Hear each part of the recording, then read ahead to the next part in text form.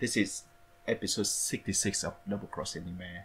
This is also the first month of the September for me, but it isn't the case out for Whooper though. Time zones, baby. Yeah. So in this week we're gonna do the episode 8 of Five Force and Vinland Saga, episode 21 of Mix, the first episode of Kyousougiga, which is actually the second one. Yeah. And the patch from episode 26 to 30 of Heidi's Go of the Apps. Yeah, I actually I was looking into Kyousougiga a bit more, and apparently the episode 00 of the TV series is really just the 2011 ONA, but with a little bit of footage cut out and with a new soundtrack. So it is essentially the ONA that we watched last week. Which make no sense. Yeah. But I mean, apparently it got people excited enough, or maybe Toei Animation, who produced it, they just loved it enough that it got 5 more like mini episodes the next year, and then the TV series the year after that. Yep. So its nonsensical nature was not a barrier to further installments. Well, I could see like the passionate that like the creator of the OVA that have, so I can see why people like suck into the OVA and allow the creator to make some more. Yeah, I mean it's a good thing they did, because I think the first episode of the TV series is actually very good. Yeah, it's improved a lot from the episode 00. Yep. So, do you want to talk about that now, or you want to? I mean, we're already talking about it, so we might as well. Yep. Let's do that. So, this episode basically give us the histories of like who's are these characters, where are they from, and like basically sell the whole premise. It still pretty much function like the prologue for me. How do you think? Yeah, it is. I mean, because the story is, it's Mioe and Koto's story. The original monk and the rabbit girl. It's their story, and the children are like a product of their love. Whereas Kyousougiga, once it really boots up in the second episode and going forward, it's the children's story. And even though it's about like the impact that their parents had on them and the burden they were shouldered with when their parents disappeared, it still becomes the story of the three kids and Koto, the new Koto. Yep. So yes, this is definitely a prologue. Like the whole premise, the setting itself is pretty weird, though. Don't you think? It's It's like the world inside the drawing. Right. Well, I mean, it's like the world inside the drawing, or the drawing creates the world or brings it to life. Alright, so do the people who live there actually alive? Do they actually actual people?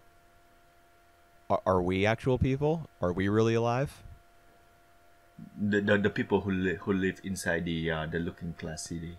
No, I'm being philosophical. Like, if we're to make a judgment about whether or not they really exist, then who's to say that like some higher being couldn't do the same for us?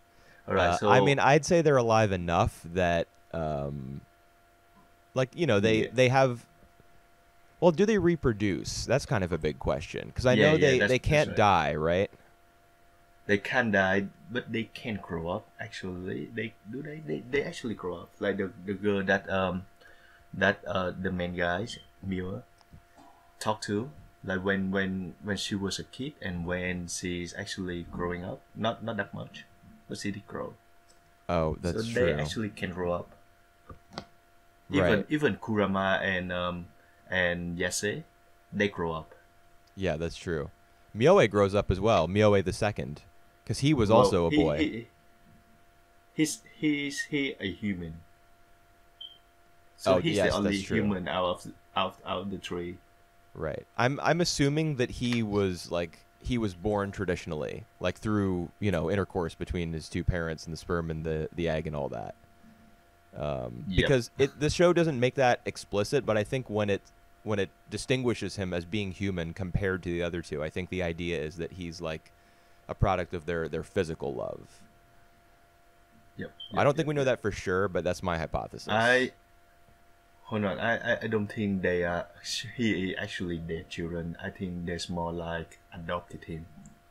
Really? From the real world. Yeah. I think they. Because don't they have him after they've already gone into the other? Yeah, they have him, but like. No. So they have him before. So yeah, that's right. The all three before. That's right. Because of course, there's the scene where all of them go into the mirror world together. Yeah, I guess we don't really know if he's their actual flesh and blood, or their their blood related child. I kind of think that he is. Because I mean, look how closely he resembles his father after he grows up. Yeah, that's right. It's easy to. I mean, they share the same name, which I suppose is a title. But they also look identical to one another. Right. I think that by design.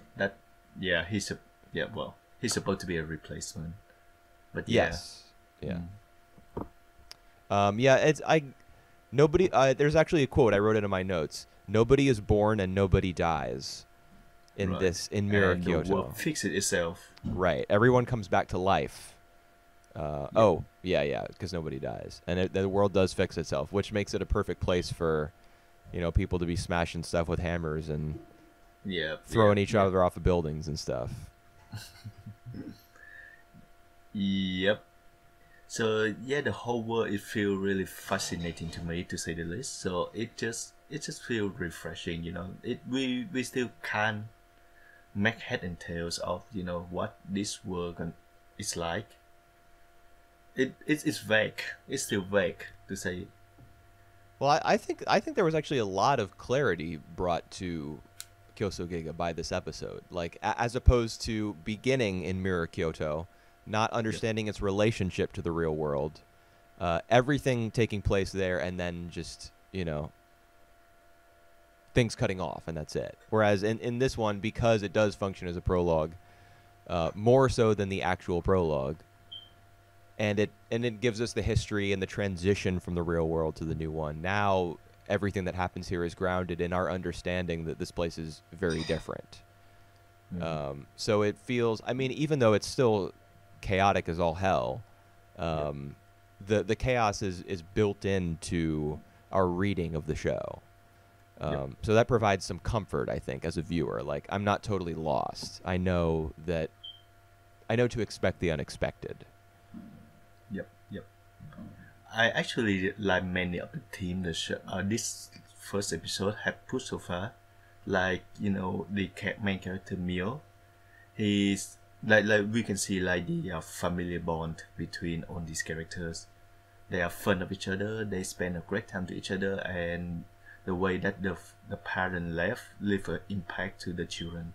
Yeah. Even now, like after how many years, and I can see Mio feel stuck. He said when he was younger he feel weird living in this world, like the world where it can reproduce itself, like nothing, like everything comes like how they like it. Right. I think the reason he feels that way is because he's the only human. Everyone else is a drawing. His siblings, all the people, that populate Mirror Kyoto. He's the only human. And I guess the reason that his meeting with Koto at the end of the episode, Koto the second, Hammer Girl, his meeting with her is so significant because, I mean, I'm guessing that she's a human as well. Yep. Well, we don't know that for sure. At this point, all she really is to us is like an alien of some sort. But because her name is Koto as well. Right. But she have like she have a different like characters names in Japanese compared to his mother. Yeah, it's written differently, but you read it the same way. Yep. Yeah, Japanese is full of stuff like that, which is really cool, but it also makes it harder, for foreign audiences to grasp every nuance of the shows that do engage in that sort of wordplay and language play. And I think they are both like the play for the Kyoto name. I'm not really sure about that though. Oh yeah, for the cities as well. For the cities, yeah. Yeah, that would make sense because I doubt that they say, literally mirror Kyoto. That's probably just, Yeah. I don't know, like something Maybe that Koto as well.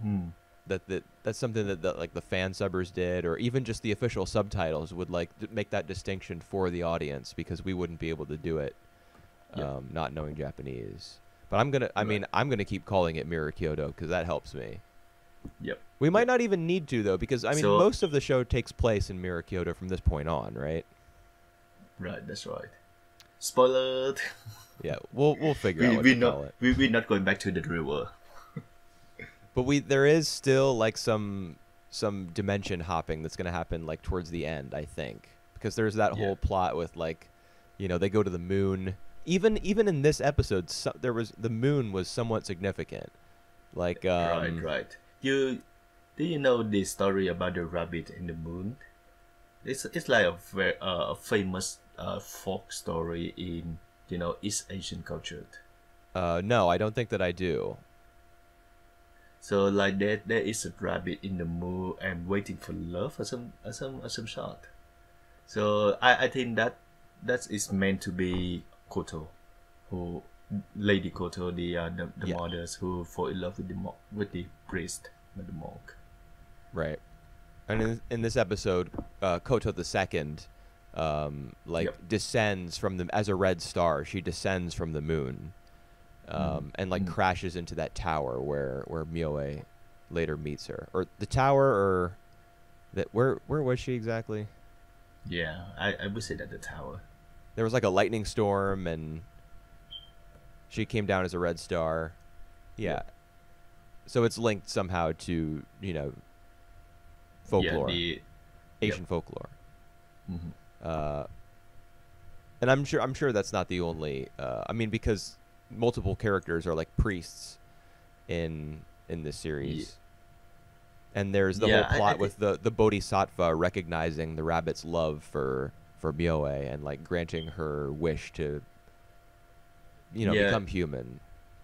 That's the whole thing really strange about like the religion here.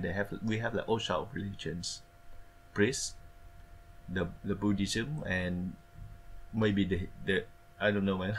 Well, they're Buddhist priests. Mioe the first is it? and the second. Yeah, I'm pretty sure. Because they have those. Yeah. The That's right. beads. Yeah, they had the beat. I don't know the term. Huh. Yeah. I almost called them the beat. Yeah. Yeah. One thing I want to talk Right. about is the white outlines in the background art. Did you notice that like a ton of stuff was outlined in white? Yeah, I noticed not that tongue though, but I did notice that. I think it's really cool because it gives all the backgrounds like a patchwork vibe, kind of like they were put together from a bunch of different drawings. Like let's say someone drew on white paper a tree or a building, and then they cut it out, but they didn't cut right along the line. Like there's a little bit of white space around the sides, and then they made it like a sort of collage. They assembled everything by putting it together on a canvas, and so you have all those white outlines everywhere. And that's exactly how Mirror Kyoto came to be, is that Mioe the First, he drew it all. Yep. So I think it's really, really cool. That's the element of this episode that I love the most was that aspect of the background design. Yeah. Because it gels with the tone of the series and also the history that it's laying out. Yep. And it just really gorgeous to look at too. Yeah, all the sunset scenes with all like the orange clouds right before the thunderstorm, closer to the end. Yep. That was really cool. Yeah, I can see like there's a lot of like attention and love put into the background and the art styles. I would say into the character themselves, but we don't know that for sure. Yeah, we don't know Not anything now. about them yet. Just a little bit. We know that Yase is some sort of beast. We know that, what is his name? The Haruka? evil, I think. Oni. Yase? Yes. Yeah, she's like a Yeah. demon. Yeah. Yeah. And what is Haruma? Is that the dude's name? The little guy who sits in the flying saucer with the gigantic hat. Kurama.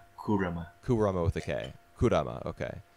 Yep. Yeah, he's some sort of like scientist or wizard or some combination of the two. Like Yep. He's just the knowledgeable, the one who read the most. Right. Yeah, he's like the sage type character, which is kind of ironic because his brother is a Buddhist priest. But we can tell from his his like relationship with the woman. There's that scene near the end where she's like, he's kind of moping, at the state of his life, and she is comforting him about it. He's not much of a priest, like in terms of meeting the moral criteria. But that makes him interesting to me. I wish I could be a priest like him, Yeah, that'd be cool. Like have the status of being a holy man, but then also have the like the smoking hot girlfriend. Yep. not doing anything. Don't even bother to shop in the council. Yeah, of 3. Just hanging out all the time. Yep. Wasting your life away. Dreaming about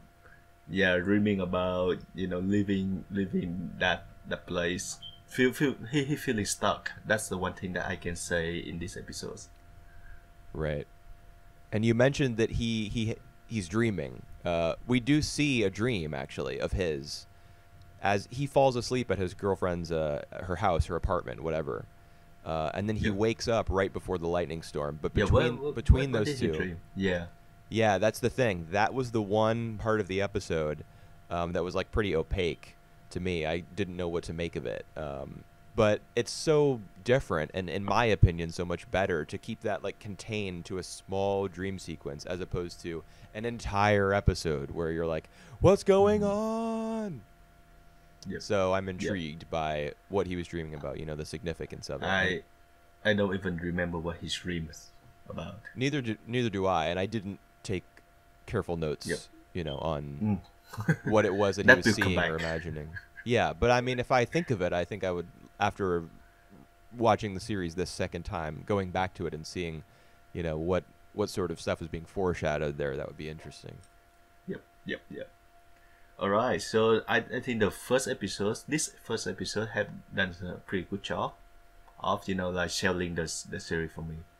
Yeah, I honestly think it was very, very good. Now I have seen this series before, and I mean, when we did our top 50 thing, it was not on my list, and there's a reason for that, which is that not every episode is great in my view, But we're giving it a second chance here. We'll see, week to week how we like it.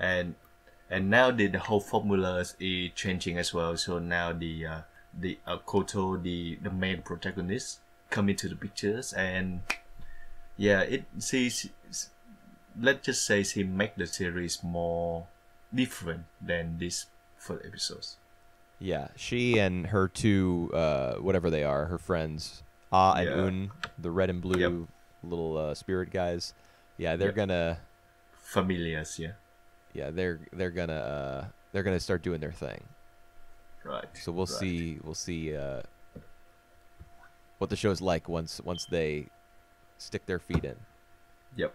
Wreck-It Koto, not Wreck-It Ralph. Yeah. I mean, her hammer is probably as big as that guy's fists.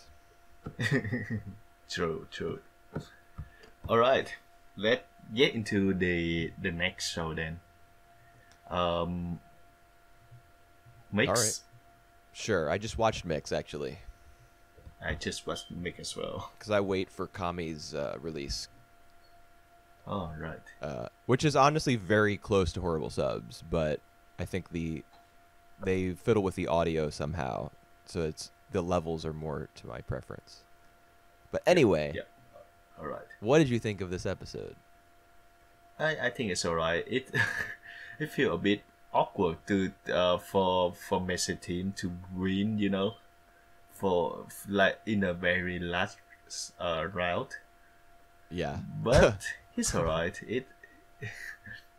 I like it. I actually like the way that the the other brothers, Ryo I and don't remember it. Tomohito, the Akai Yeah, brothers. the Akai brothers actually come to the pictures more now. Like I interested to know what the older brother wanted to say Toma. to our main characters. Yes, to Thomas. Yeah, the title of the episode is If, which is If how he began his question to Toma. yeah. And I mean, I honestly, I think I have a pretty good read on what he was going to say. if if if he want to join the team, maybe. Yeah, I think he was going to say, if you can beat Hiroki, then I'll join Meisei's team. Right. Because I mean, if he and his brother are living together, and Ryo is going to Meisei Middle, but Tomohito is going to some different school, probably because he was scouted for a different baseball team.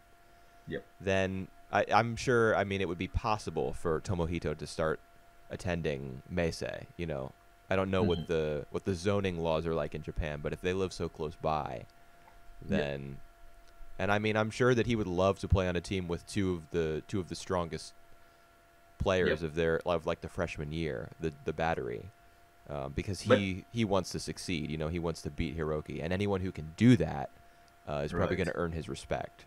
Yep, I actually agree with that.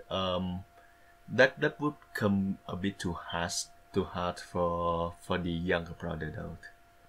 Yeah, that's the thing. I think it'd be very interesting if, you know, Ryo is interested in Otomi, and he, you know, baseball is starting to give him confidence, and it's also a way that he can, you know, be closer to her. So he's interested in being a part of Meisei's baseball team. And then if Tomohito also, like in the back of his mind, also has this motivation to potentially join the school, then we would have two sets of brothers, which could actually be used as foils for each other. You know, like they could develop alongside each other, or as one is succeeding, the other is failing. You know, something like that. Right. Huh. That's gonna be interesting coming forward. Yeah. But well, if it happens. If it has, but yeah, that's right. Because we only have, because the manga is going for once, and because we only have about like 3 or 4 more episodes until this season end. Yeah. They have room for, I think, like 5 more episodes before their time slot is handed over to My Hero Academia. But who knows whether they'll do all 5? You know, like 12 episode cores are more common than 13 now, so we might have only 3 more. Yep. Whew. So that's sad. That's sad. But on the plus side, we won't get any more shots of Otomi's cleavage and oh my god, her waist anymore. Are you sure? Once the series is off the air, I mean, you know, I was like, you know, it didn't like creep me out or disgust me or anything, but I definitely, you know, it kind of stuck out like a sore thumb. Even the little characters, like, what were they thinking? You know, right? The remarks that the characters were making. Yeah, I can live without on these, you know, these fan service, but they have a lot of self awareness to that as well. Yeah, I know, but like this in particular, the self awareness was not enough to stop me from like raising my eyebrows. You know. Yep. I agree. Well, she's like 14 or 15, probably. Well, I mean, the school year starts in spring, so she's probably, if the school year has just started, she's probably 14. She is the last year. She in the last year of her middle school. Right. But so she's probably just like 14, 15. Yeah, that to me, that's kind of gross. You know, it may be different for other viewers, you know, from America, from Japan, from other places. That's up to everybody to decide. But I was like, I don't want to see this. Get this out of here. All right. Still enjoying this though. I still enjoying the episodes, the whole episodes. I just wondering why, you know, like on this attention shot, like on the male guys, had given to Otomi but not for Haruka. I don't know. I don't know, man. Probably because Haruka is always like in the clubhouse at the baseball field. We're in her school uniform, like obsessively like taking notes and recording statistics and stuff. She's like, we gotta get to the Koshien, and Otomi's just going on bowling alley dates and stuff. But even before that, even when Haruka was doing her gymnast thing, we don't see that much of that gazing shot. Yeah, and compared to Otomi that we have now. I'm disappointed. Like not that I didn't get to see her in her gymnast uniform or anything, but that I think I made that comment like weeks and weeks ago. I wish we had, before she injured herself, I wish we could have seen more. Like it would have been way more impactful if we had really known what kind of gymnast she was. Not just that she's the best in the school, but like how promising is she really? Is she going to competitions and winning? How invested is she? Blah blah blah. And instead, it's just like, oh, LOL, I fell off a chair and I can't practice anymore, so I just might well join to the baseball team. Yeah. But actually, like all her might, even when she was practicing gymnastics, she came late. She would come late. She would disappear for baseball. Right. Yeah. Yeah. I mean, it's true that she's more interested in baseball, so I guess it makes sense that we didn't get much of her, her time in the gymnastics club or her quote unquote career. But that's one of the shame. I think that's one of the shortcoming of Mix. But well, I enjoyed the bits where she and Shoichiro talk about roughing up Toma, and it turned out that Toma is just instead of concentrating, he just asleep. Yeah, and of course she her reaction to seeing that he's asleep is to hit Soichiro with the clipboard again, because they just cannot get along. But they'll probably end up together in the end. Yeah, I like them well enough. I like the four well enough. Yeah. I would like to see her go on another date with somebody, or just, learn a little bit more about her injury. When is she going to recover? Or like something about her that is not related to baseball. Because Otomi gets plenty of that, She gets to do all sorts of stuff that isn't related to her brothers or to Meisei, their baseball team. To be honest, I don't think we have much of that though, because just by on the experience I have with cross game, like the third girl, which is resemble oh my god, I forgot all the character's name. You're talking about the girl who's in the hospital.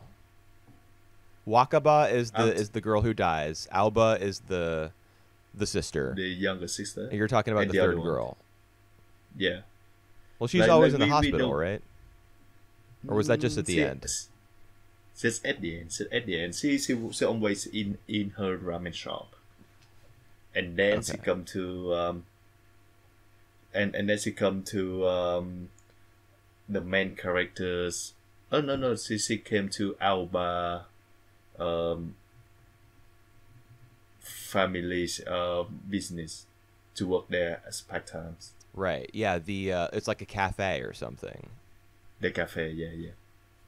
So yeah, because I still want to see more from her as well in that series, and I think her position right now is like Haruka. It's like that of Haruka in this series. I guess. Yeah. But well, I yeah. How do you think about the match? About how they pull up at the end? I thought it was lame that the guy, he pulls a muscle. Yeah. I thought it was bad. I think that's what's supposed to be like the god of baseball want to see the match between the two created pitchers as well. Well, what's his face would probably Nishimura would probably anyway take umbrage at that. The guy who keeps complaining in this episode, there's another semifinal match. Yep. That guy. He's also a freshman and a very strong pitcher. So he might have a problem with you saying that. But Nah. yeah, I mean, it's true. The god of baseball wants them to win. Blah blah blah. Meisei is repeating its own history. Blah blah blah. They're going back to the glory days. I took the submarine pitcher guy hurting his ankle for what it was. It was just a plot device, and I can move on from that. It doesn't wreck the show for me or anything.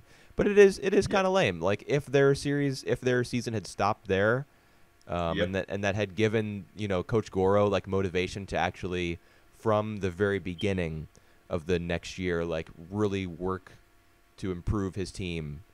And like for example, like Tomohito potentially wanted to join the club. That could be something that Goro gets involved in, and he like hooks him into the school, and they start to assemble like a different roster, bringing in new characters, bringing them closer to the center of the story. That could have been an arc that we got during the off season. But I'm sure this is going to be fine. I really hope that Meisei does lose. But my thought is that they'll win, which will make Tomohito want to attend their school. All right, I think the opposite. So I think that Meisei gonna lose this time. That guy not gonna commit to Meisei, and this will be the ongoing conflict, rivalry between him and his younger brother, and between him and Toma. So like they destined to be like opponents, not like on the same team. I don't know, but he has the same hair as like the guy from Cross Game who ended up being a super bro and was on their team. Yeah. If he has the hair, then all he is doesn't fair. have the attitude. Well, I guess. Yeah. Let's see how they mix up the formula now. Right. But Yep. All right. You want to move on to the next show? So do you have any other thing you want to say? We got to keep it moving. All right. Vinland Saga. Okay. Why is this show not the best thing ever? Why does it have to be this way? This really? is like I all right. I still enjoy the episode. All right, Okay. do your rant. I actually don't have much of a rant. I mean, to be honest, I thought the episode was fine, but Yep. this is a story, especially with the way that this episode concludes. Like it's about to go down between Denmark and England. The story's about to blow up because Canute has just been introduced. He's the Prince of Denmark, or one of the princes. There are multiple brothers like vying to succeed the throne. And there's about to be this gigantic war that the Vikings are involved in, and Askeladd, his band of pirates, they're going to be involved in it. So the story is about to get huge. But the problem is this is not a production that I want to see this story being attached to. Like the CG I thought was worse than ever in this series, and the animation I thought was pretty limp. All right. Just disappointing. Like it looks disappointing. It feels disappointing to me. It doesn't feel as big, or as like even when it's not big, when it's small, when it's quiet. The scenes that we're seeing ought to be setups between characters that will later have much more significant interaction. But I can't envision that happening because each scene is just very, very plain to me. I don't know. I'm not really feeling it. All right. I don't have that problem. That's the one thing. Even like the duel between Thorfinn and Askeladd, I think it was nicely done. That was my biggest issue with this episode, probably. Yeah. I mean, there were two instances in which Thorfinn, Askeladd will make some sort of adjustment in his stance or some sort of movement with his sword, and Askeladd will I'm sorry, I got the names mixed up. Askeladd's the one who's making some sort of move, Thorfinn like jumps back, and his heels are digging into the ground as he's going back. That classic anime thing where you see the tracks in the ground, and you're like, wow, he's so fast. I thought those two scenes were both like miserably shot in this episode. The sense of speed, the sense of distance that he covered, to me was not sufficient. There was just kind of a blur. So, and I mean, it's a very significant moment because, especially since the manga began with episode 7, this is probably the first time that manga readers saw this sort of duel. So it's supposed to be like really significant in terms of building both of their characters, but I didn't. And I reckon this is gonna be the first time for the manga reader to know about Thor, about how he's dead. Right. Yeah. Him taunting Thorfinn and pretending to forget his father's name. Yep. I'm assuming that he was pretending. He was pretending, but for the manga reader, we don't know that. We just think that we know that Askeladd was trying to provoke Thorfinn. For the manga reader, they don't know that for sure.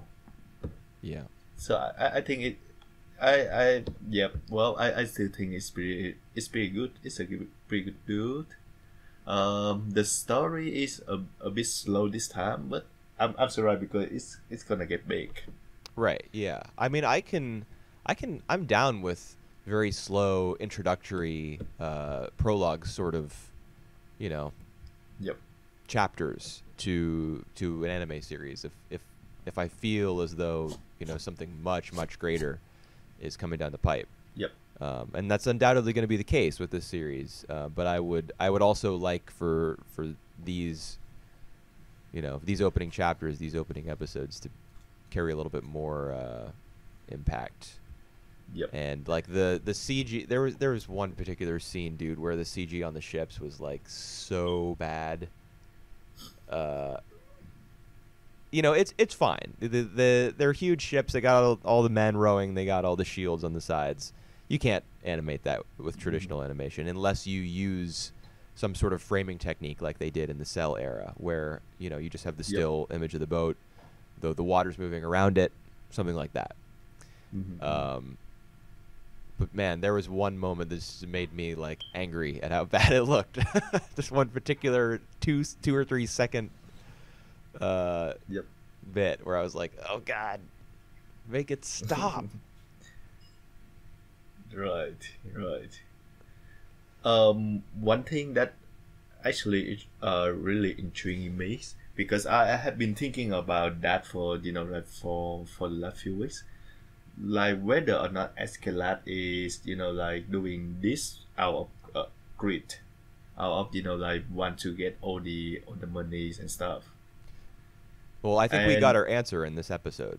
Yeah, that's right. So he actually criticized his uncle for being a slave of the money. Right. But even more interesting than that, he says everyone is a slave to something. That's so right. Askeladd is a little miniature philosopher over here. An 11th century philosopher. Yep. Well, I do think that Askeladd was thinking that he was a slave of something as well. Something that we still haven't known yet. Well, I think we know what Askeladd is a slave to. It's his need to like cure his boredom. Right. He just doesn't seem to be that interested in other people or in their daily lives or in like building a family for himself, living a traditional life. He wants excitement. So he is a slave to adrenaline. He wants to be doing something daring, something risky. And that's going to get him killed, I suspect. I don't think he's the sort of character who's going to live forever in a show like this. Yeah, well, he's skilled enough to survive until now. Well, Thorfinn did pose him some serious trouble in this episode.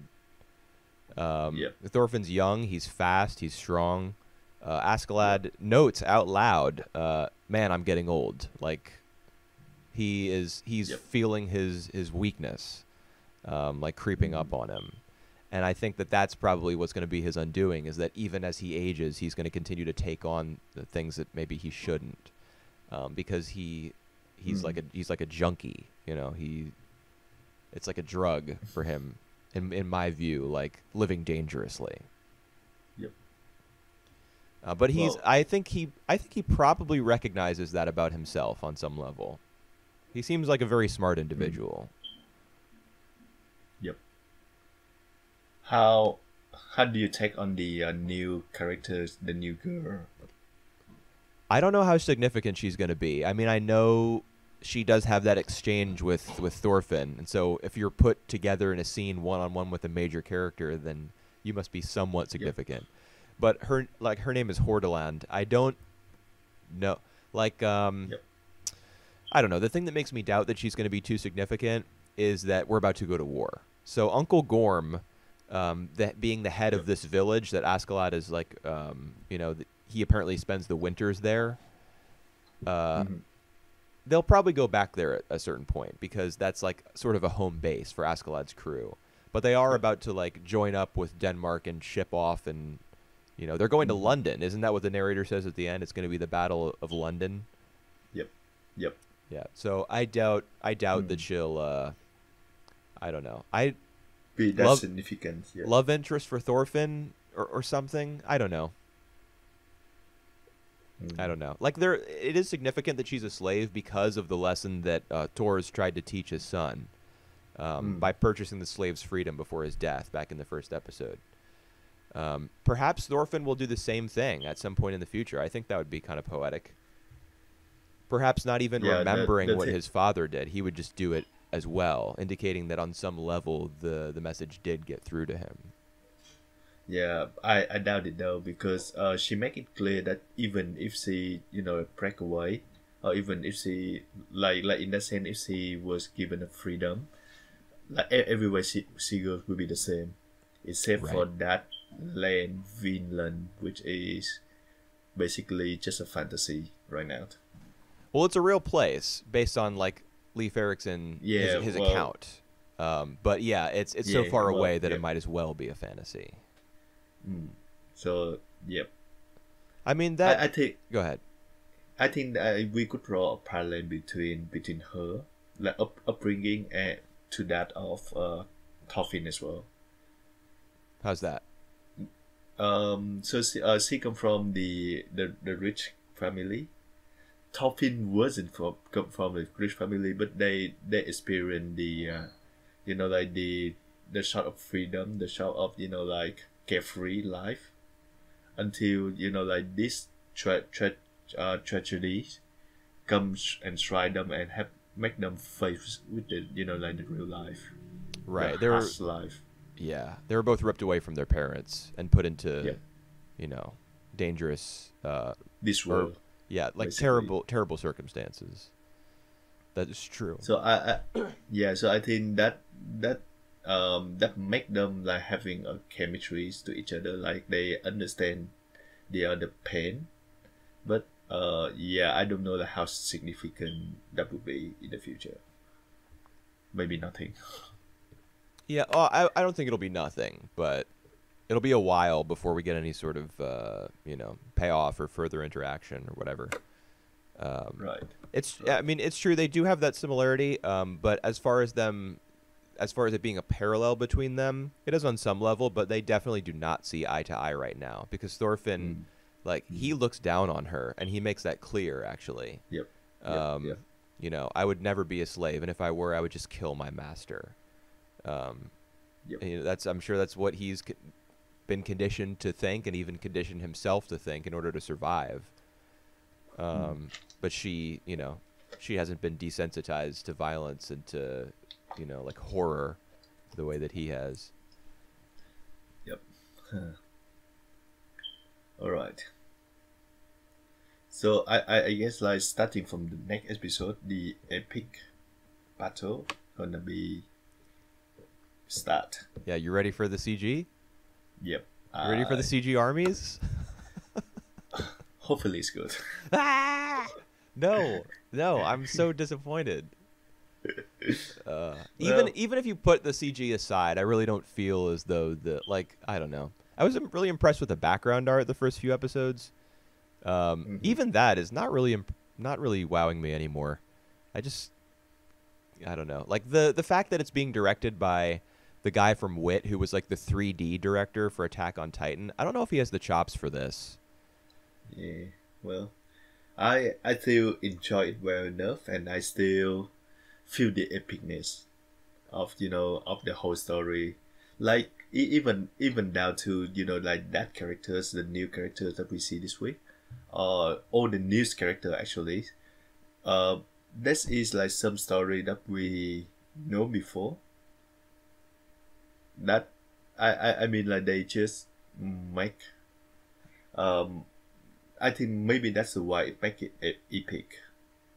I don't know how to like really explain on that point, but Who are you talking about specifically? Like new characters like Canute, who we barely know anything about yet, like or the King of yeah, but Denmark? no, so new character is more like uh Askelat uncles and the new girl, Yeah. like and like they are the sort of characters that we know from other series, and they behave basically for now really like not choppy, but you expected it. Yeah, they're recognizable characters for sure. Yeah, so Vinland Saga is an epic. I mean, it's even based on in part like the epics of the Vikings, like written accounts. So those being sort of like Campbellian hero's journey type of series, there are going to be a lot of recognizable sorts of templates and faces. Right. That's right. That's right. Yeah, but Yep. that's Yep. not a Yep. bad thing as long as you keep like you can start broad, but then you have to get narrower and narrower as you go along. So Well, can Vinland I Saga agree with do that. that? I think it probably can if the manga's as good as everyone says it is. All right. Hopefully, the whole show comes together as we move forward. Yep. All right. Let's get to the last show then. Fire Force. I really don't have that much to say about Fire Force this week. Oh my God, Fire Force this week is it again. It rush. It's again like it doesn't know how to like just slow down and breathe. Hey guys, insects. The moment that we learn about the insect, we see like some guy basically doing that in front of our main character eyes, Well, so we see and somebody's then arms stick out of the alley and like just tap somebody with a little jar with a bug inside, and I guess it yep. burrows into their skin. And- but All the right. concept of the insects was just introduced so abruptly that I was like, wait, what? Yep. Well, all right. Answer me this: what happened to the guy who was who were what happened to the guys who who were infernals at that time? Like our main character actually just pass him away in order to fight the culprit. Who? They let What? him. So the guy who was having the insect inside him and become infernalized. Oh yeah, didn't they? There was actually a line of dialogue explaining that. They said, "Let's just leave that to Company One." Yeah. All right, and So we Company didn't One know. took care of We that. didn't see. Yeah, we didn't see anything at all. Oh my God, that's just so clumsy. Really? I didn't think Yeah. anything of that because they talk about like how organized and how efficient Company One is. And after all, Shinra and Arthur's their mission is to gather information on Company One, like see if they can get a lead on who might be forcing spontaneous human combustion. That's what they're there for. And I mean, even though Shinra wants to be a hero and all that, it makes sense to me that he would just blow past the Infernal and let Company One handle it. They kind of talk about that during that scene. There's reasoning for it. All right. It doesn't make sense to me. Okay. All right. I think it's just too abrupt for me.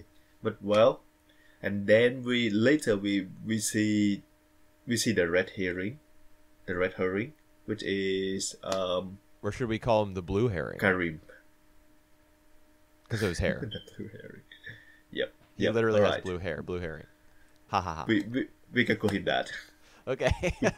Yeah, because I don't know his name, and I don't know the red-headed, star-eyed guy's name either. I didn't write them down because I didn't care. All right. I think that name is Tamaki. Isn't Tamaki the name of the girl? The girl's name, maybe her name is Rekka. So Rekka is the name of the guy. Rekka is the name of the guy. Which Tamaki guy? is the name of the girl. So Rekka is the name of the true culprit. The red-haired guy. The red hair guy. So Okay. yep. Gotcha.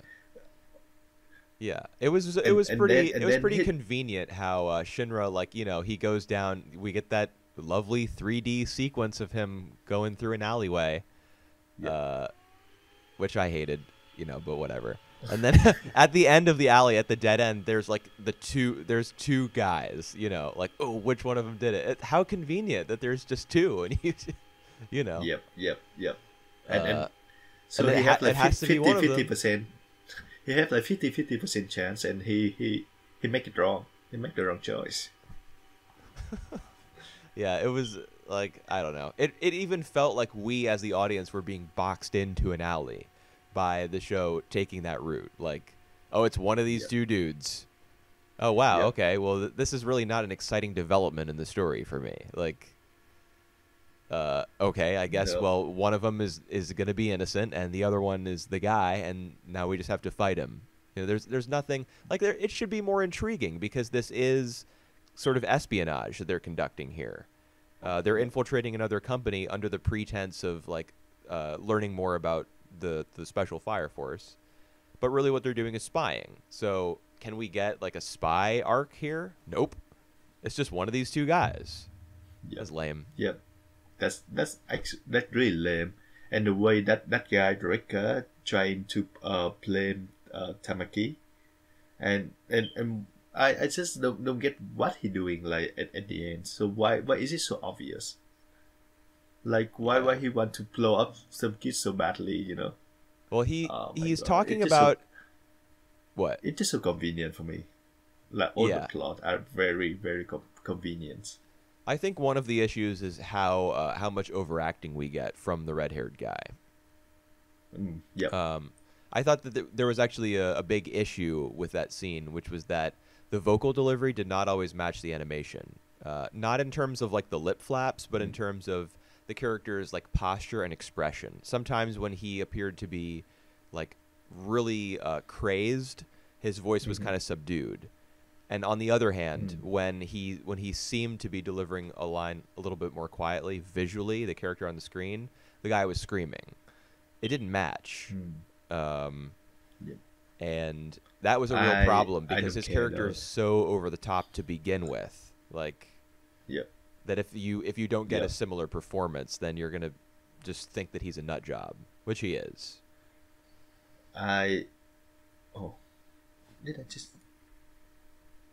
Did you just what? I can still hear you.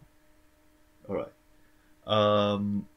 I don't know why Tamaki falling for this guy. I don't know, because he's kakui. Well, they say, like, Japanese girls, I mean, in anime, to be fair, are always talking about guys being, like, admirable and reliable, that being, like, a really important trait to them. Someone who's experienced, who really loves their job, who's good at it. So he falls into that category, or at least his public persona meets those criteria. So I guess it makes sense, like, if that's the version of him that she sees on the job, that she would be like, oh, this guy's cool, you know. He's got it all figured out. But he's a crackpot. Yep. So, yeah, I just say that this episode does very little to me. Even like the whole thing about the infernal insects. Yeah, the insects might have been the worst part for me. Like, why insects? I don't get it, you know? Like, it's we were conditioned to think that there was something like highly I mean, I guess it would be highly scientific if you could force people to burst into flames by putting an insect into their body. I'm sure that's very impressive scientifically.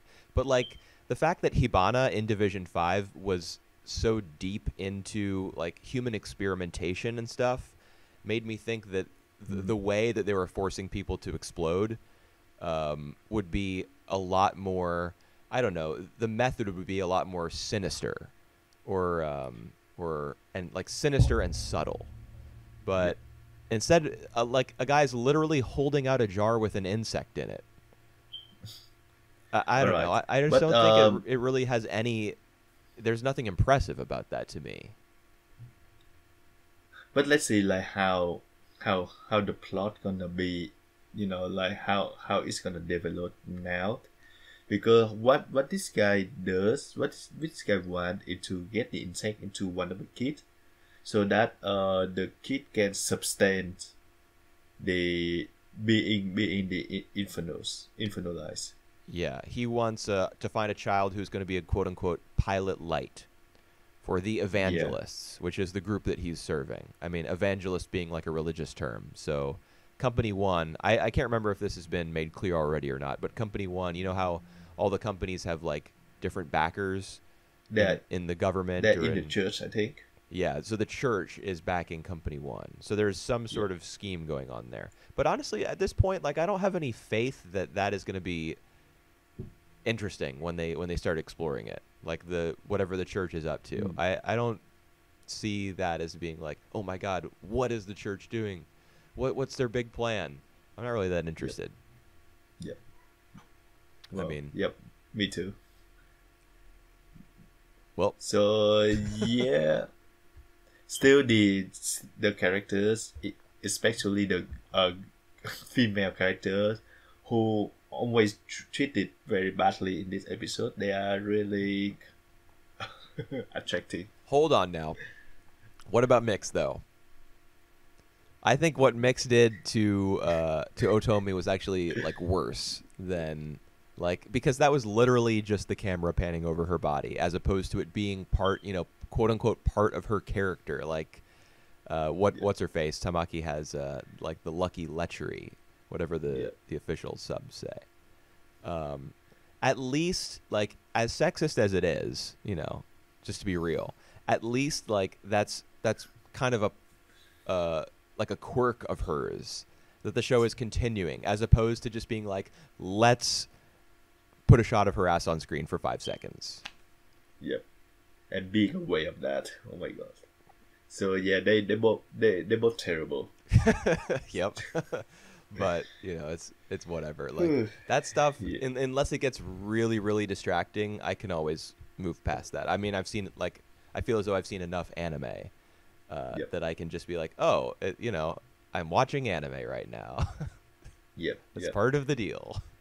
Just remind me why we suck into anime medium in the first place. Oh, is that your motivation? Nope. But for some, I would say maybe. I'm still watching anime because I'm trying to I'm waiting for the next ping pong to come out. Oh. It doesn't have to be next ping pong gonna. Doesn't have to be Yuasa, but I'm just waiting for a show to top ping pong. Honestly, like whenever I go into a new anime season, I'm not looking for like, oh, what are the best shows from this season? I'm like, is there something here that I'm going to remember for the rest of my life? I always approach shows like that. Right. All right. That's why I'm always complaining. So, that's why you are more, you know, like grumpy and disappointing about the shows than me. Yep. Who just, you know, like basically enjoy the 5 seconds of, you know, leering shot of, you know, you're in middle school. Oh, of course, my favorite. or you know, like girl who were beaten like to near death, and you know, like that's actually a good question. How did you feel about the final shot of Tamaki? You know, when Shinra says, "Are you okay?" Her response that's just to that. So stupid. I don't remember her response though. Is that like My Hero or something? No, she doesn't say my hero or anything. I thought the scene was actually pretty interesting because it was a neat bit of animation, like very expressive. A lot of drawings went into just that one sequence. She she shakes her head no, because he asks, "Are you okay?" And she, like, rather than blushing and being like, "Oh my God, I love you," she shakes her head no. And like is crying, for, I mean, this scene probably goes on for 15 seconds, maybe more like 12 or 13. But you get to see her kind of like work through what just happened, and then at the very end she smiles. I thought it was one of the most interesting parts of the episode, honestly. I don't know if it was totally successful, but I like that they tried. All right. It just completely lost me when like she was beaten by that guy. Like. Oh yeah. Oh, well, he's nuts. As she was asking for like, someone save me, hero, come to save me. Right, that's true. Yeah, but that's, I mean, to the show's credit, she does not like fall down on her knees and be like, thank you so much, Shinra-sama, for saving me. All right. Do you actually think that in the next episode she's gonna have a feeling for that guy, Shinra? I mean, I do think so. Yeah, they'll probably go there eventually because he's the main character, and they already did something similar with Hibana. Yep, that's the thing. Yeah. So this guy already have like a bunch of harem figures. Yeah, and we also got some kind of shafty, weird cuts to, like, during the scene where he's freaking out and going on his rant about finding the pilot light and stuff. We got some serious like Monogatari type of cutaways to like monochromatic. Like sometimes when they cut to Araragi's face, or Araragi. Sorry, I stuttered. When they'll you are the snail. Yeah. They'll cut to him like with a really goofy, cartoony expression on his face, and it'll be like blue background, and he's blue as well, like a different shade of blue. You know what I'm talking about? Yep. I know what you're talking about. They did that multiple times with this dude, red-haired guy. So it was honestly, it put me in like the mind of the Monogatari series right away when it was happening. And I'm sure Shaft has even done it in Sangatsu. Yep. So, but again, I thought the vocal performance during that scene did not match the animation. So, even though it was kind of like off kilter and stuff, I still did not get a lot out of it. Yep. All right. Can we move on to Heidi? Yeah, I think so. All right. So these past 5 episodes, we got to the introduction of Clara father, and then grandma. Yes. Grandmama. She saved the show. What you mean she saved the show? The show had always been really, really good. Oh, I mean, I agree, but like now, whenever Rottenmeier is being rotten, Grandma can just come in and being like, "Sit down, bitch." Pardon my French. Well, but she does like come in and say like, "Calm down," let the kids do what they want to do some of the time. Yep. The only one time that the only one time that what's her name, Rottenmeier actually like have a say on this thing is when they got back from the picnic and Clara got sick. Oh yeah. I'm sure that when that happens, Heidi feels so much guilt because Rottenmeier phrases it in front of Heidi, or no, I'm sorry, it wasn't in front of Heidi. Heidi was out in the hallway listening, and she heard Rottenmeier say like, "I'm sure that this girl put the idea in your head." Heidi hears that and she's like overcome with guilt. But in reality, it was Grandma's idea to go on the picnic, and I'm sure that she was also terribly guilt-stricken. So she wouldn't be able to like contradict Rottenmeier in that situation. Yeah, that's right. That actually like Yeah, they shouldn't feel any guilt though. I think that's like a normal reaction for the girl who going out for the first time in her life. So that a lot to take on for her. Yeah, I noted that as well. Yeah. At the same time, we see Clara throwing her first tantrum. Oh yeah, yeah. When Heidi goes and tries to catch the butterfly with the boys. Yep. Yep. Oh my God, the one that moment Yep. in episode 27 when Heidi, she makes her way back over to Clara and she realizes that her friend is upset. The Yep. dude, I almost started crying when Heidi says, All "I'm right. I'm sorry, I didn't have fun." Yeah. Like I work with That kids. that Do you know how accurate that is? Like yeah. Heidi understands that her friend is upset, and she thinks that, oh, it's my fault because I was having Yep. fun and Clara wasn't with me. So her instinct is to deny the thing that Clara finds upsetting, to deny that it Hurtful. even happened. Yep. That's so scarily true to life. Yep. I was like, oh I no, I'm gonna lose it. I do think that whole that whole conversations like Clara be upsetting, um, and Heidi come to feel guilt, and even then like she actually really listening to Clara demand, Yeah, like, oh, yeah, you want to go, you want to go home now, I come to call your hand. right. Yeah, then So Clara has to yeah. call her back. Yep. So that's really, yeah, that true. This man, this show is really good at that. Yeah. All right. Yep. Before we get to the grandmama, we talk about the episode 26 when the main guy, the man of the house, basically come back home. Yes. For 10 days, Uh, even though he says 15. yep. Poor Clara. I mean, she calls him out on it. Um. She says, "You Yep. always trick Yep. me, father." And he doesn't deny it, to his credit, I guess. But he also doesn't apologize. I don't remember him apologizing. Yep.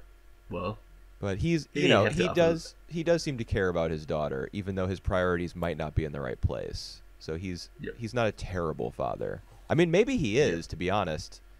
Yep. But he's not, he's I don't know what to say about him, dude. I mean, I think he should rearrange his life to be with his daughter, more than he is. I think he has a responsibility, like a moral responsibility to do that.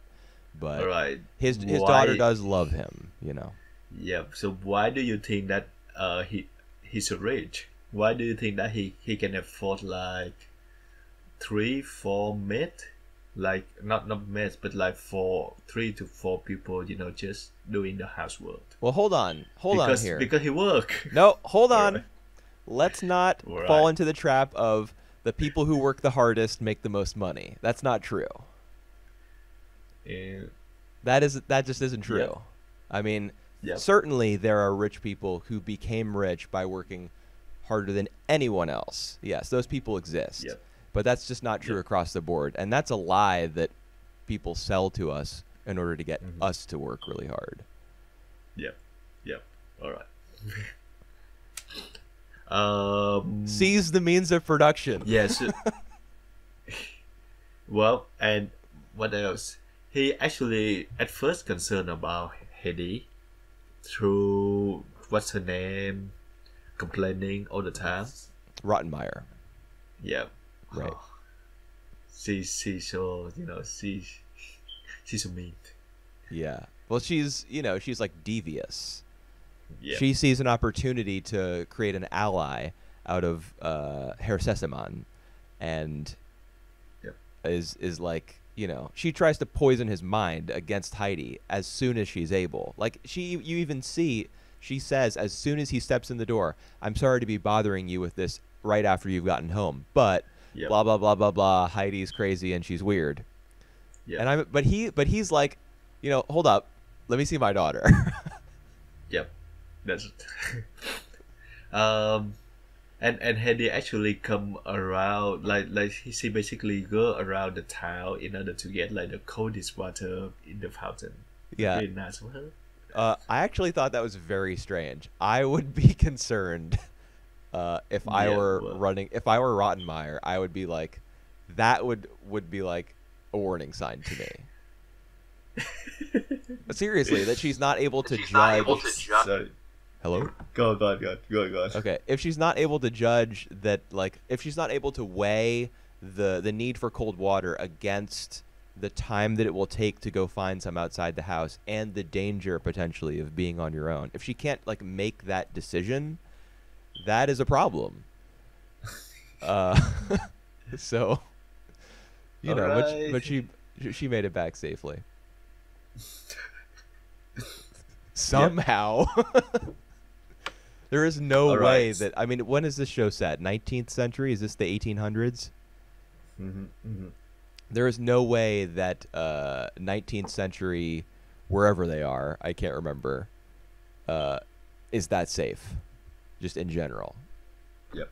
There's no way that, some little girl is going to be perfectly safe leaving her house for 30 and 45 and 60 minutes at a time, like consistently. Yep. All right. Let's talk Frankfurt. about grandmama. She actually really nice. She's like every nice granny that we hear in the stories, in the bedtime stories.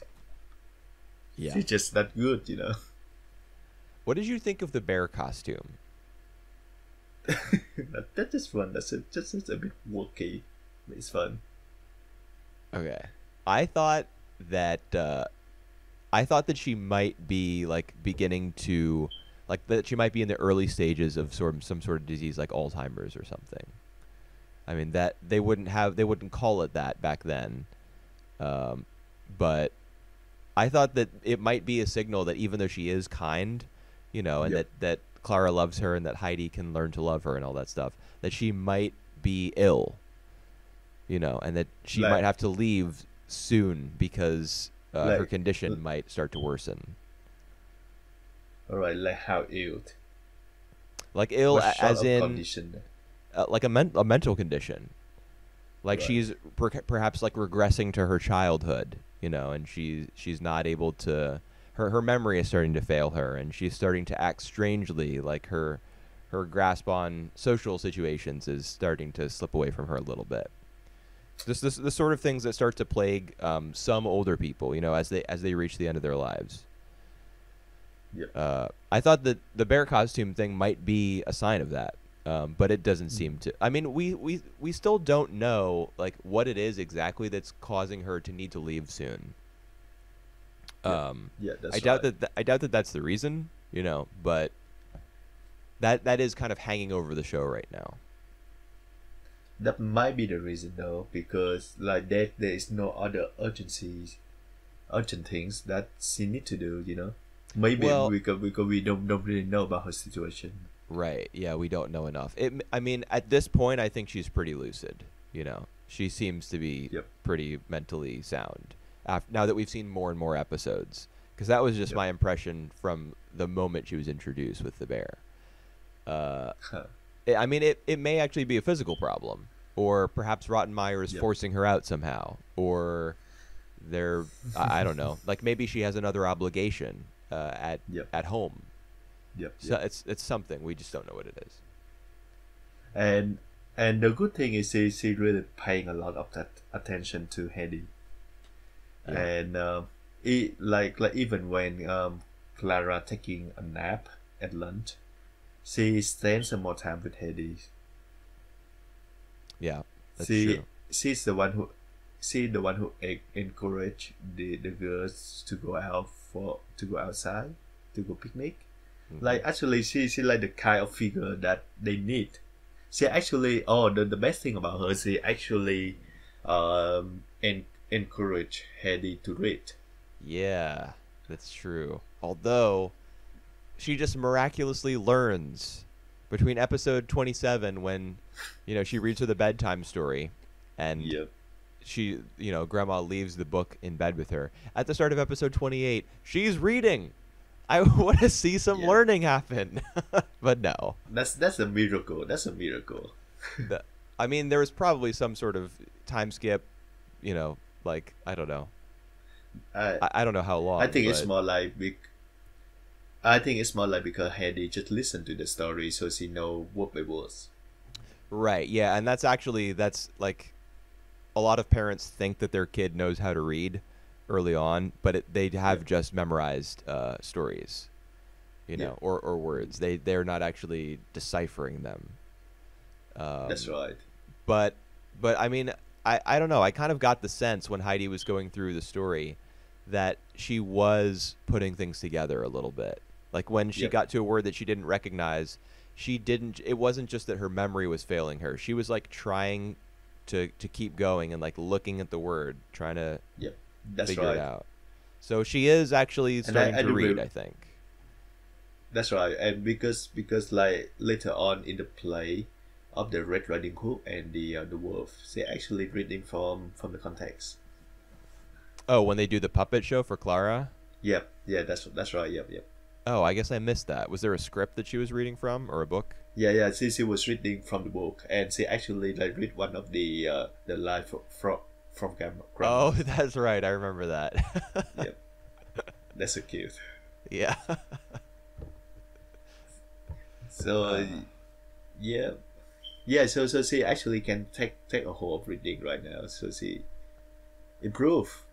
Yeah. I would love to see more of that though. Yes. Because it's important. Strange. Yeah, it is important. This show is all about Heidi's development. Social development, emotional, and I mean reading is cognitive, and that's just as important. Like you got to learn, or else your brain's really going to stay at a childlike level for your whole life. Yep. But I think it just to say that the way that the teacher and Rotten Mother had teaching her, and the way that and even in a larger sense, the way that they handle her was not appropriate for her development. Well, yeah, there's definitely, I agree. The teacher, we don't know that much about like his teaching style. All we ever saw though was him, going through the alphabet with her and then pointing at a book and being like, "What letter is this? What letter is this?" I don't know. And I mean, even dating back before the Frankfurt thing, when the kids in the village, there was that snowball fight where Heidi was playing with a couple other boys and Peter was there, and they caught on to the fact that she hadn't gone to school. They said, you're dumb because you don't know the alphabet. She asked, why is that important? They said, oh, I don't know. Yep. Like the idea that you have to learn lists or things like that without actually applying them, I think is what's being argued against by the show. You need to, if you're gonna learn the alphabet, you need to put it into practice. It shouldn't just be about, I mean, because that's the idea that people get in their head when they think about old schoolmasters from like the 18th and 19th centuries. It's just like a very stern figure with like a stick in their hand, and everybody's just like reading the books and like copying them down on a paper next to it, just learning by rote. So I'm sure, Miyazaki and Takahata being like nuts for kids being like expressing themselves and having freedom, I'm sure they hate that sort of thing. Right. All right. So that's gonna be a blow for the girls when grandma not staying there anymore. Hopefully, they find something to address to Rottenmeier, strict rules. Yeah, I don't know what's gonna go on. Like grandma's gonna leave, the girls are still gonna be there, and Rottenmeier is probably gonna become even more controlling. Perhaps like shortly after that, she and Clara will go to the Alps because there is an exchange between the two girls. What episode is it in? 29, where Clara, she's sick, and Heidi goes into her room and she makes a promise to stay with her forever. Yep. And the narrator even says, at this point, Heidi has forgotten about the mountains and about Grandpa. Yeah. I think the implication is she's just not thinking of them. Like, she's so distracted with all the, everything that's going on at home, and making Clara happy. Yeah, making Clara happy because she's sick. And so that probably drives everything else out of Heidi's mind, because she's just worried, and she is like 7 or 8 years old, and that's really all that she can handle, is just being so worried for her friend. So yeah, she makes that promise. So Clara's a little older, and I'm sure that promises for older kids, they are more important. Or they're more likely to like hold on to them and try to hold somebody accountable for them. So if Heidi, a week from now is like, I want to go back to the mountains, Clara will say, you promised. So hopefully that doesn't, cause them to fight too much. Yep. Well, all right. Do you have any other thing on the note? Yeah, a lot. All right. I think. Let's see. All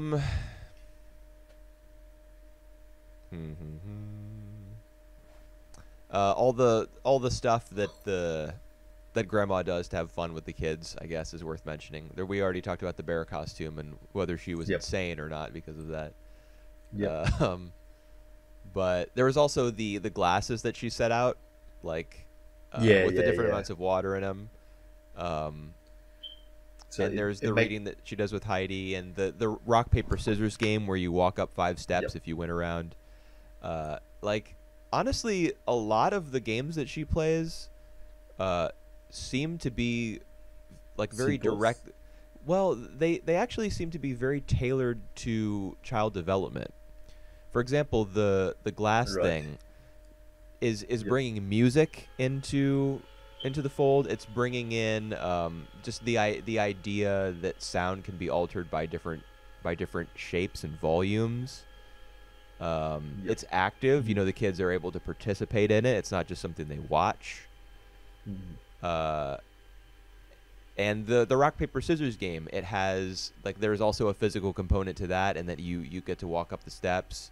There's there's a short game, and then there's a consequence for winning. It's there's a rule that you're constantly following, so you're learning cause and effect. A lot of this stuff is really crucial for kids to learn, and the games that she's playing are involving all those lessons. So it makes me think that she is somehow educated in child development. Which that's just something I noticed as I was watching. I need to write some of this stuff down so that I can use it in my own life. I thought that was interesting. Yep. Also, we did not talk about the secret room in the library. Right.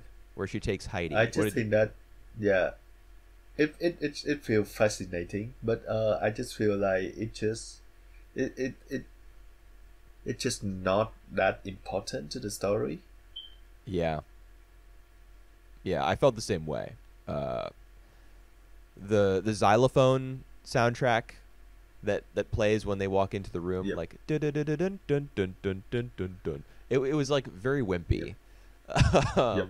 That's more appropriate for when Heidi sees a butterfly in the meadow and follows it a little bit. It kind of indicates curiosity. But when they go into this room with all these treasures from different countries, from the Sesamon family's adventures, over generations, you're gonna give me 10 notes on a xylophone, and we're never gonna see this room again. What are you doing? That's kind of weird. I mean, I guess the main reason that they went into that story, narratively speaking, was so that Heidi could see the picture of the Swiss Alps, the painting Yep. which causes it causes her to get upset. Oh, and I guess that's what inspires Grandma to propose the picnic. She Yeah, that's right. sees That's right. she Yep. sees that Heidi is so drawn to that portrait because it's specifically of the natural world. So I guess Yep. it's important for that reason, but there were so many other things about the room that were not even touched on. Yeah, that's right. So that was one of my big So, disappointments for these 5 episodes, I think. yep. Yep. Yep. I just took a sip of my water, Yep. and I don't know. I think that's pretty much it. Oh yeah, there's one more thing. The narrator got me with another really emotional line in episode 26, which is go ahead. And then Heidi's forget about her grandfather and the life that she have in the Alps. No, I actually was not saddened by that at all because I mean the show has been in Frankfurt for so long. Kind of makes sense that Heidi would have, like started to think of this as her new life. Well, it was sarcasm because that line actually made me laugh when when the narrator said that, out loud. Really? Yep. Oh, I was kind of like, oh, poor grandpa. That's what I thought. All right. So what was the line? Oh yeah, it was in episode 26, which is still before grandma arrives. This is when the dad is there. She says, Herr Sessemann thinks of how to improve the situation at the house every time he sees Clara's face. Huh. Like the narrator's just letting the kids know what the adult's point of view in the situation is. That every time he sees his daughter's face, he thinks about like what he can do for her and how he can change her life at the house for the better. When I heard that, I was like, "Oh man, He's the man of the family." Yeah, that's pretty deep. Like, feeling so strongly about someone that every time you see them, you wonder like what you can do for them or how you can, like what it is they want or what they need. That's love. That's parental love. Yeah. So I thought that was an important thing to include, I guess, in the interest of rounding things out for children in the audience, getting the perspective of this new character, this new man who they're meeting and then is disappearing right away, It's important for them to know like a little bit about who he is, and that wasn't a bad way to do it. Yep. All right. And I think that's it. Yep. So next week we're gonna go with the normal routine plus the two remaining the whole volume of High School Girl. Is that? Or is that like the two remaining chapters? We're doing volume 9 because we left off with chapter 51 like months ago. Yeah. So now 52 through 59 have all been translated. All right. Yeah, so there's actually 8 chapters. Yeah, that's why we didn't do them this week because that's a lot. But we'll get them next time. All right. Hooray! Yeah, I'm looking forward to it. Yep. All right. So that's it for us this week. But tune in for next week. There's more to come. See you then.